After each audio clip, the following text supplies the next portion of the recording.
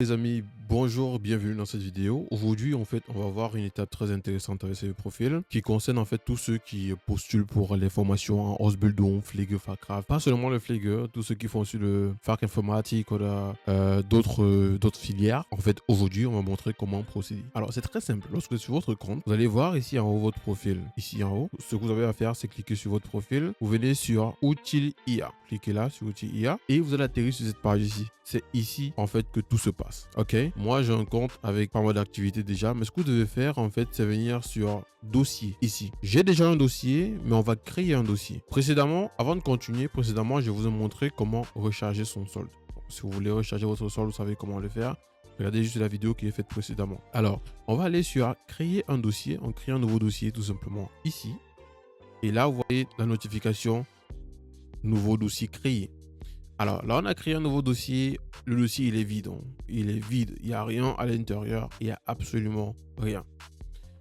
Qu'est-ce qu'on doit faire? Lorsqu'on crée un nouveau dossier, on doit importer les documents. Vous voyez ici, complétude du dossier, c'est à 0%. Vous devez être au moins à 85% pour que les postulations automatiques démarrent. Donc, pour que le système postule pour vos dossiers, en fait, dans des entreprises dédiées, il faut que vous soyez au moins à 85% ici. Vous voyez là, je suis à 0%.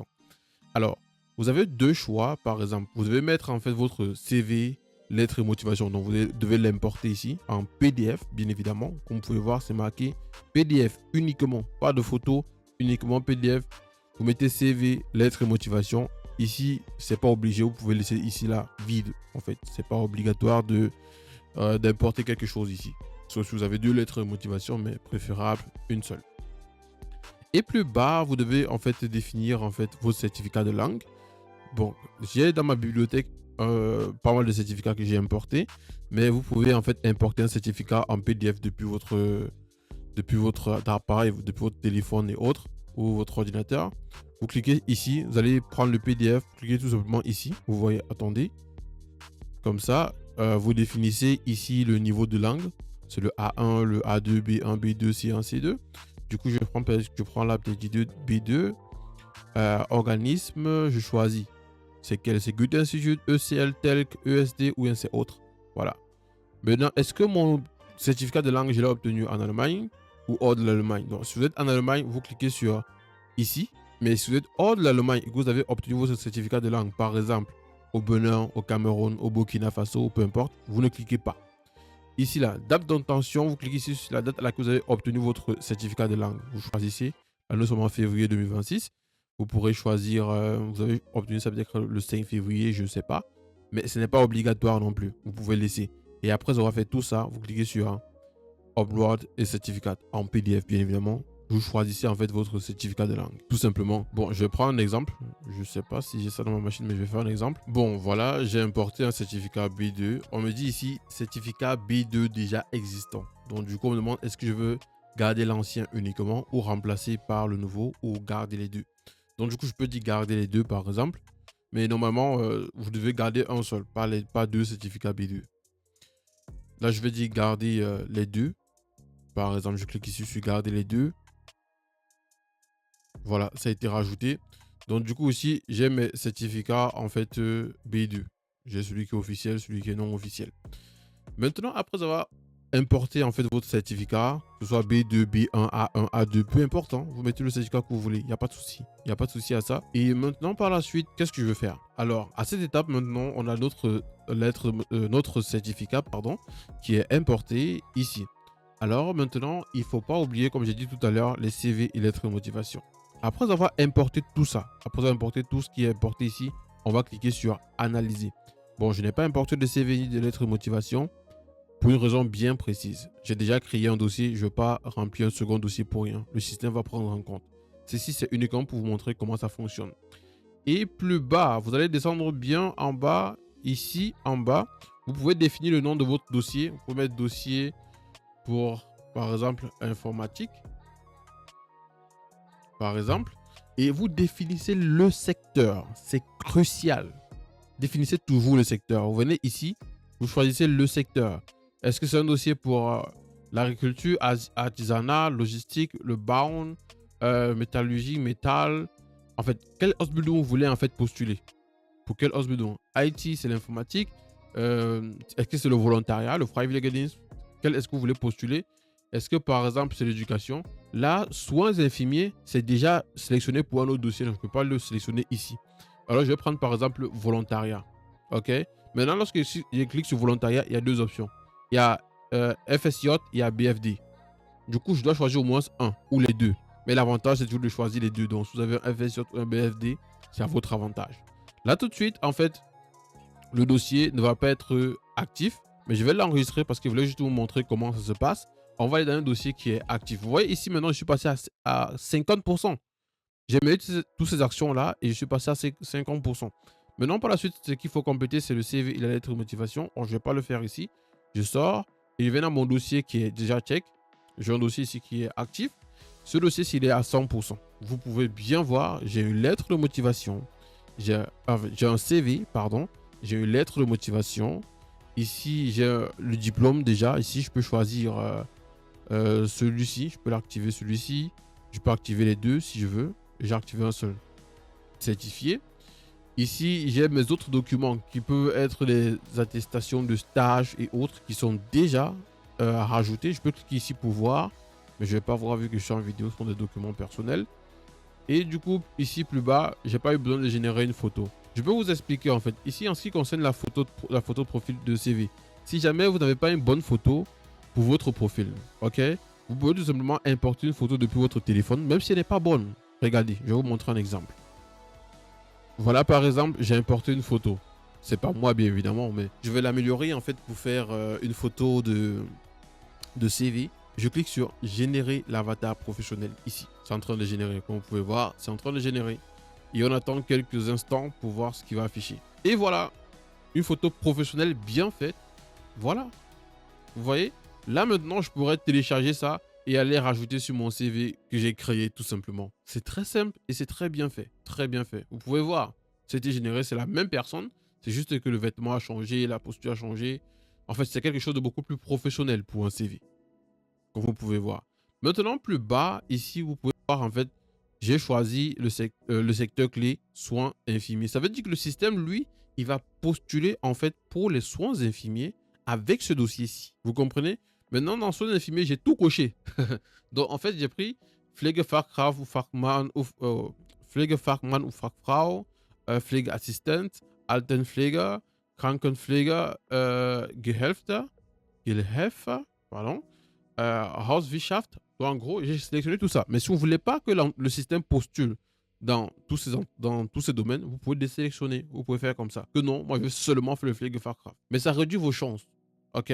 Donc, lorsque vous faites comme ça augmente vos chances. Ça veut dire, bah, vous êtes en train de dire au système que si tu trouves un dossier avec ça, si tu trouves une entreprise qui recrute pour ça, envoie mon dossier.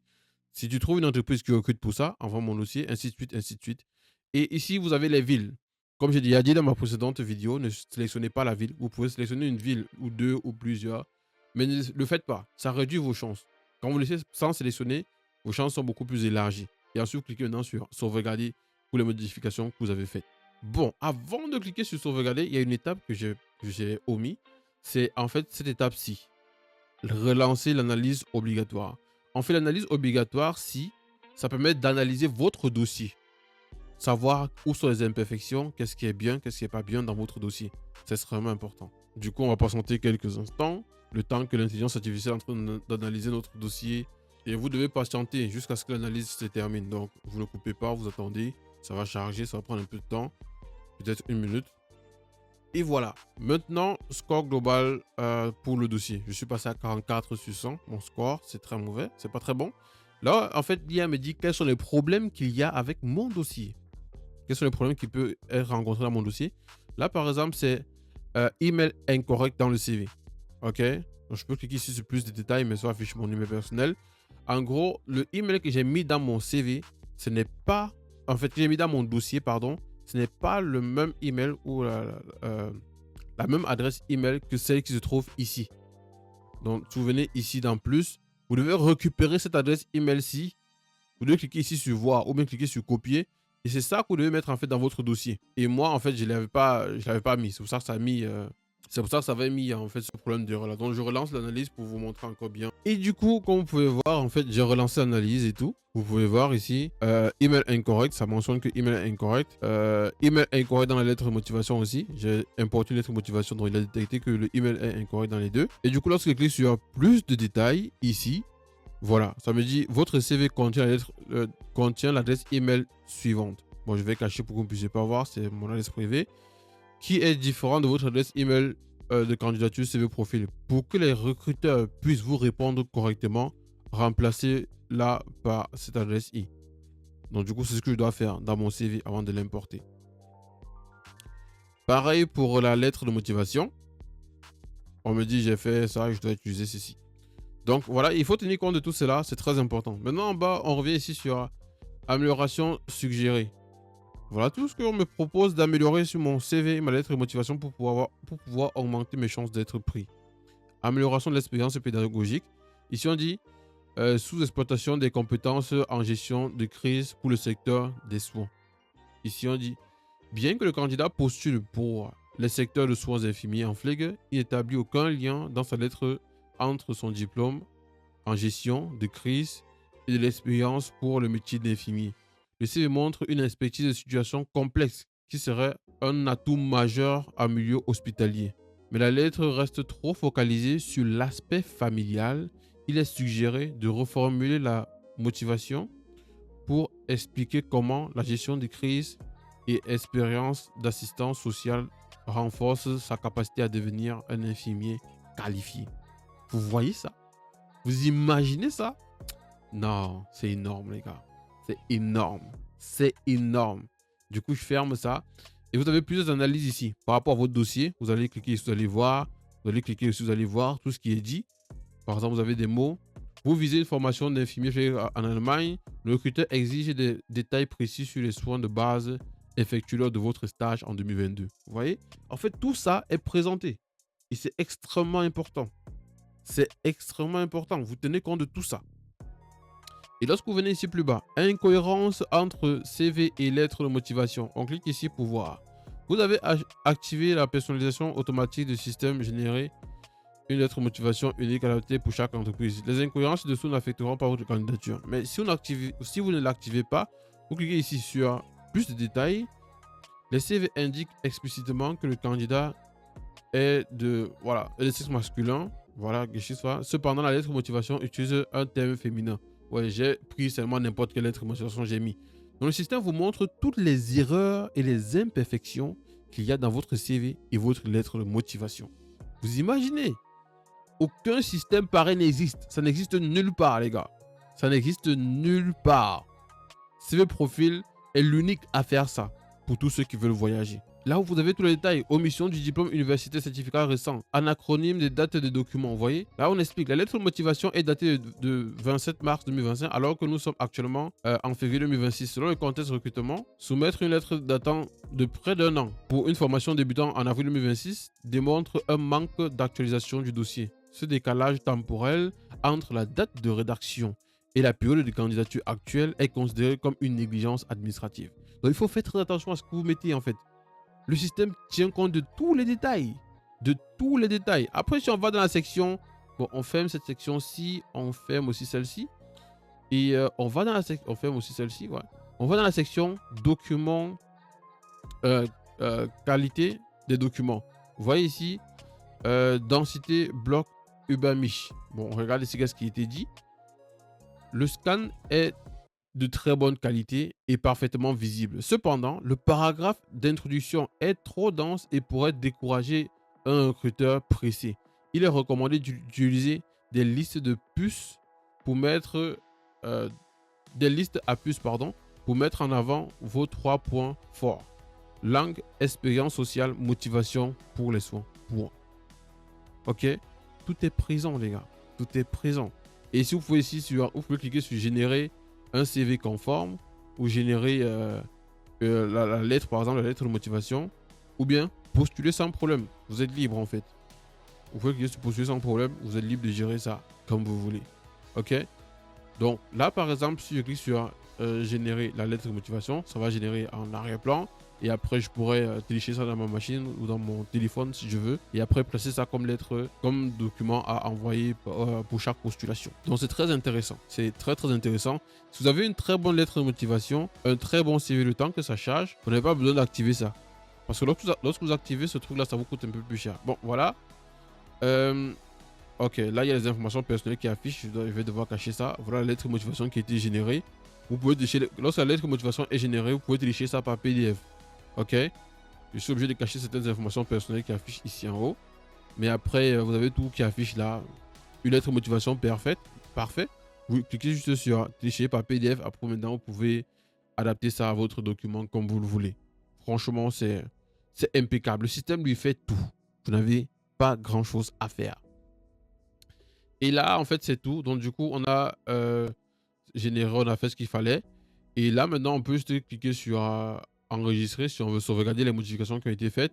Et le système, lui, va considérer notre CV pour faire des postulations. Maintenant, il peut arriver que on veut postuler pour les soins infirmiers. On veut aussi faire l'informatique, par exemple. Alors, on vient, on crée un nouveau dossier pour l'informatique. On peut venir ici, par exemple, on crée un nouveau dossier. Et ce dossier-ci, on le dit, par exemple, que bon, ça sera pour l'informatique, par exemple. Et on envoie les documents ici qui concernent l'informatique. CV, lettre de motivation qui concerne l'informatique. Et lui, il va postuler pour des formations en informatique uniquement avec ce dossier. Je ne sais pas si vous imaginez un peu l'ampleur de la chose. Donc, en gros, vous aurez par exemple 3 dossiers. Ici, le premier dossier, lui, c'est les soins infirmiers.